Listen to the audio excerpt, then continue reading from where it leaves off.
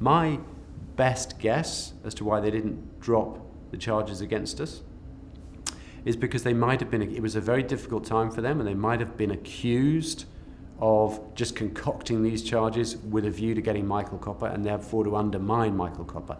They needed Michael Copper essentially to sign up to their theory and say, yes, this was a crime, because it made them look like, you know, these were the professionals, they were digging all the dirt, they were, you know, going through this properly.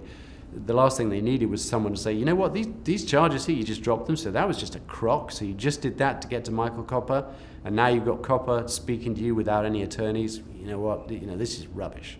Now, for the first time, they had a human being saying, yes, there was a fraud here. And so the prosecutor's saying, well, great, you know, I'll just, you know, I can notch up some more conviction statistics.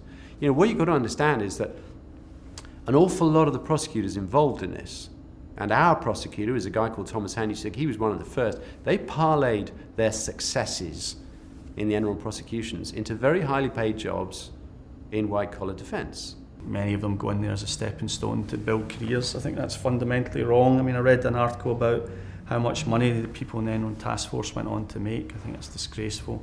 Now, Thomas Hanusik, when he walked out of the door of the Department of Justice into some, you know, big shot white-collar firm somewhere, he had a whole bunch of conviction statistics and indictment statistics and so on. So, you know, as far as he was concerned, you indict someone here, you've got a 95% plus probability of getting a conviction, either through a plea bargain or winning at trial. Indict as many people as you can. Fine. They didn't like us. We told them to sod off. So he indicted us. Good for him.